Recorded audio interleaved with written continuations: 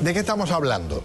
En lugar que yo le dé los detalles inicialmente, quiero llevarlos a lo que significa el testimonio, la confesión que está dando uno de los arrestados, hablando de cómo reciben a estos 43 estudiantes normalistas en el estado de Guerrero que habían sido capturados en una población que se llama Iguala.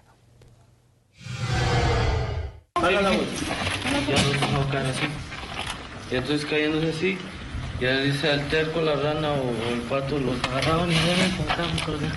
Y los iban acomodando. Llévate si quieres, ocupamos estas mismas así como si fueran cuerpos. ¿Quieres que te ayude alguien? Como que te ayude alguien. No, porque los que estaban vivos se levantaban. Y ya los agarraban y ya los caminaban. Entonces ya ahí los ponían y le decían, no vas a decir, y los tiraban. ¿Había algunos muertos en la camioneta antes de bajarlos? Sí, al momento que yo iba pasando a los chavos, Ajá. ya había muertos, tenemos aproximadamente 15 muertos. ¿Muertos de bala o de qué? Se ahogaron, se asfixiaron. Así los iban dejando. Ya los que los agarraban, ya por aquí, les tiraban. Ya entonces los demás los jalaban de las patas o ya sea de las manos y los iban acomodándose ahí. Ya los demás chavos los que quedaron vivos quedaron de este lado. A los de encima, a mí me dijeron, tú jálate los que ya están muertos a la orilla del basurero. Como está alto, pues él toma de que de aquí los agarré con el vincho, así cargando. Ajá. Y aquí había otros dos y esos dos los columpiaban y los aventaban hacia abajo. Mientras nosotros los acarreábamos... O sea, ¿los mataron arriba? No, algunos, a los de encima. El señor Ramón Alberto Garza es un prestigioso periodista mexicano, fue el director del diario Reforma, del diario El Norte en México, ahora dirige el grupo Índigo y me acompaña para ayudarme a interpretar lo que significa el impacto de una barbaridad de estas dimensiones en una sociedad mexicana que, por supuesto sabemos, está cansada, golpeada, hastiada de estas cosas, pero se baja casi como quien dice a un círculo todavía más siniestro en lo que sería este infierno de la Divina Comedia. Bienvenido, señor, buenas noches. Buenas noches, ¿cómo estás? Muy, pero muy bien. ¿Qué me dice de lo que sabemos hasta el momento? ¿Qué piensa?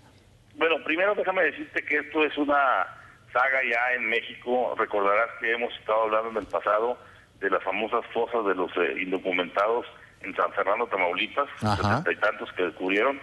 Luego también el otro infierno que fue el que unos narcotraficantes o un cártel incendiaron un casino en Monterrey, con más de 50 muertos. Y bueno, ahora la última es esta situación de esta desaparición de 43 normalistas en Iguala, en donde la gente no llega a preguntarse todavía, así de cierta, qué fue lo que pasó, porque qué es lo que hace o qué dispara que los policías y la autoridad que se los llevó tuviera tanta hazaña para quemarlos, para hacer lo que dicen todavía, porque a falta que se corrobore con los ADNs que se hizo por los normalistas. Aquí lo que habría que ver, Pedro, muy importante es que Iguala está en una zona, y eso no se ha dicho mucho en este país, en una zona muy sensible a la producción de heroína. Es el triángulo de la zona de la heroína, porque son unas montañas muy escarpadas, y ahí se produce aproximadamente, solamente en esa zona de Iguala, entre 150,000 y 250,000 dólares diarios de heroína, que básicamente eran de una u otra manera manejados por la familia de la esposa del alcalde de Iguala. Esta mujer que han capturado junto con su marido el alcalde, y que esta familia dominaba esa zona, y lo que se percibe es que estos normalistas tomaron o secuestraron unos camiones para ellos hacer ciertas labores sin saber que esos camiones eran camiones que ya transportaban adentro mercancía de heroína que iba a ir al norte del país, a Tamaulipas, para ser transportada a los Estados Unidos. Solamente así se explica la hazaña con la que los policías tomaron a estas gentes y las incendiaron, las cremaron. Qué horror, qué horror. Y cuando dice cómo los quemaron, aquí está parte de la confesión de este proceso que para que sean personas con mucha sensibilidad tomen las medidas del caso para lo que van a escuchar, porque es devastador. Yo tuve participación en eso con el primo, el Chadeji y el Peluco, que me recuerdo. ¿Cómo hacías que los cuerpos de arriba se fueran para abajo? Uno los sujetaba de las manos y otro de las patas y los columpiábamos de manera que se aventara hacia abajo y ya los cuerpos rodando llegaban hasta donde ya llega lo plano. ¿Qué hicieron cuando estaban abajo? Comenzaban a poner piedras de manera que quedara un círculo de pura piedra. Y ya encima de las piedras se aventaba la llanta y arriba de la llanta se metía la leña. Y ya los cuerpos al principio los iban acomodando así, en la plancha, y ya después así, hasta que se acabaron los cuerpos. Y ya de ahí... ¿Le rociaron algo? Sí, llegó el guasaco con diésel y gasolina, el cual los bañaron a los cuerpos ahí con la plancha, diésel y gasolina. Y el Duba y el guasaco le prendió de una orilla y de otra. El círculo de piedra, a ellos se los dejamos, entonces chequeé, y de paja los comenzaron a acumular así como si fueran leña, y ya entonces trajo el del terco. ¿Ya muertos? Ya muertos. Ya trajo del terco el diésel, no decía diésel o gasolina, y ya se las comenzó a echar alrededor y nosotros le pusimos la leña antes, ya se los echó y prendió. Entonces a mí me dijeron, pónteme a juntar botellas o plástico para que no se apague el fuego. Y ahí mismo en el basurero anduve buscando botellas y llantas. Y ya yo las dejé y las entonces subí allá arriba a cuidar. Me mandaron a cuidar. ¿Hasta qué hora estuvieron ahí que duró la lumbre? Sin meterle mano duró aproximadamente 6 o 7 horas. ¿A qué hora se apagó todo? No se apagó, se dejó prendido, se nos retiramos de eso ya como las 2 y dejándole el fuego alto. Y 2 de la mañana o de la tarde. De la tarde, más o menos. Nos retiramos y ya de ahí regresaron a limpiar. Lo cual yo nomás llegué, entré igual en una moto y me regresé. Eso fue como a las 3 que se acabó el fuego, ya esperamos que se... 3 de la tarde. Ajá, que se enfriara eso. ¿Cuánto tardó en enfriarse? Pues de 3, 4, como a las 5:30 se acabó y ya le echamos de esa ceniza y tierra para que no estuviera tan caliente, y le pusimos doble bolsa. Y algunos llevaban unas palas y yo nomás junté así con botellas. ¿Y qué juntabas? Pues era carbón y pedacitos así de hueso.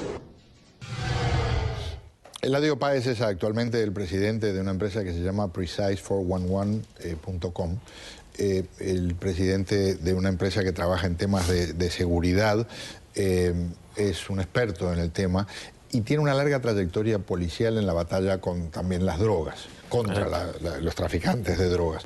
Pero sospecho que esto rebasa cualquier cosa de la que haya sido testigo directo en su vida.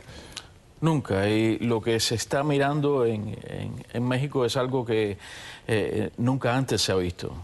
Incluso los tiempos de Colombia, cuando el narcotráfico controlaba el país, nunca se vio este tipo de crimen. Es algo que es inconcebible. Y la tristeza de esto es que todos estos asesinatos se le achaca, como estábamos oyendo acá, algún envolvimiento en el narcotráfico. Como estaban explicando, una de las razones y excusas es que se habían robado unos camiones de estos estudiantes de heroína. Esto es algo que se aparentemente ve sin saber para nada que ahí había heroína. Correcto, pero esto es algo, estas excusas o estos acontecimientos es algo que se da muy a menudo en México Cuando asesinan a un policía es porque el policía estaba corrupto. Cuando justifican a alguien en la calle es porque estaba conectado. Yo estoy seguro que había muchachos de estos que no tenían nada que ver si es verdad que hubo un camión que se robaron o varios camiones que se robaron de la familia esta, los cuales eran la esposa del alcalde. Así mismo. ¿Y qué clase de control tienen esta alcaldesa, si se pudiera llamar, el alcalde? Sí. No se le puede decir primera dama porque de dama, por lo que sabemos... Que tienen un control total de un pueblo donde controlan la policía y la policía le da estos muchachos a un equipo de pandilleros, ¿no? Así mismo. Y el jefe de policía es el único que por ahora sigue prófugo de los principales implicados. Exacto. Están buscándolo.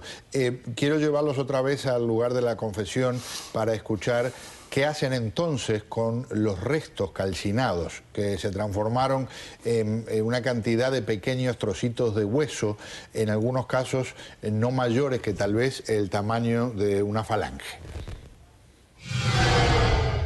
Y entonces de ahí llegamos a... ¿Y ahí cuántas bolsas llevaban? Eran 8, pero no llenas, se quedan como a la mitad. ¿De qué tamaño eran las bolsas? De basura, de las grandes. ¿De las negras? Sí. ¿Plástico? Ajá, plástico. ¿Las tienen hilo? No, de esas no, de las más gruesas. Ajá. ¿Dónde las compraron? Esas ya las traía el terco. Okay. 8 bolsas. Ajá, nos llevamos hasta aquí, llegamos al puente de San Juan, se llama. Pero antes de llegar al pueblo, casi de poquito de llegar al pueblo, ahí dijeron, bájense a tirar las bolsas, nos dijo el terco. Cuando nos dijo, tienen las bolsas, yo agarré dos y nomás las aventé. Los otros agarraron, les hacían hoyos y las vaciaban ahí. O sea, tú dos las aventaste con Ajá, yo nomás las aventé así. ¿Ellos se encendieron o se No, pues tenía el cabo. ¿Corrieron? Sí, corrieron. ¿Aquí las tiré? Sí, aquí. Ajá. ¿En dónde los tiras?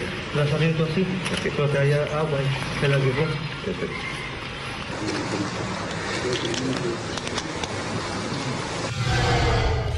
Vuelvo con el señor Garza para que me hable de lo que es este paisaje, no del horror que se vivió en ese río y en ese basurero, el paisaje de lo que pasa en esa región en la que se sustituye a un presidente municipal o alcalde, como le decimos aquí, aparece otro que en muchos casos es igual o peor.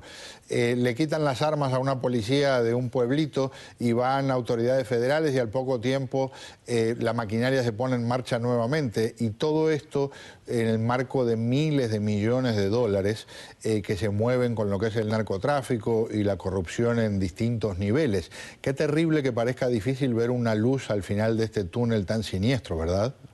Así es, Pedro, pero no olvidemos algo también, para haber llegado a encontrar lo que hoy se presume que son estos restos de los normalistas de Chinapan.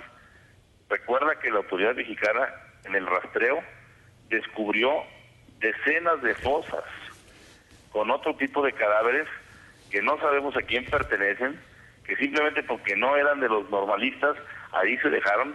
Yo me quisiera preguntar cuánta parte del territorio mexicano está plagado de fosas con cadáveres que han sido y han desaparecido, que es la gran tarea pendiente de este país. En el sexenio de Felipe Calderón y en lo que va de este sexenio, se estima que hay unos 20,000 personas mexicanos desaparecidos, que deben estar en alguna fosa clandestina, calcinados, tirados en ríos, en esta guerra sangrienta del narcotráfico. Y dejar claro que en el caso de Ayotzinapa, por ser estudiantes, ya se colocan socialmente a la estatura de lo que en este país son la tarde de Tlatelolco en el 68, emblemática que tenemos, la famosa matanza de Tlatelolco. La segunda es el famoso jueves de Corpus, el día 10 de junio del 71, y también aquella matanza que no fue de estudiantes, pero sí fue de civiles en Acteal, en Guerrero.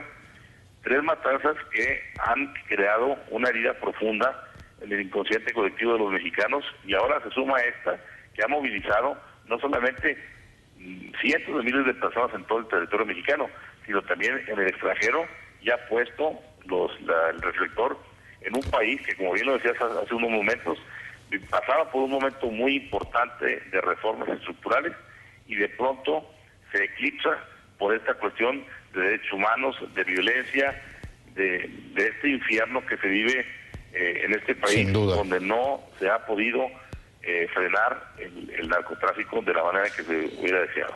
Señor Garza, qué gusto, muy amable por acompañarnos. Gracias, un abrazo. Igualmente, Eladio, muchísimas gracias. Placer. Muy, pero muy amable. Paréntesis.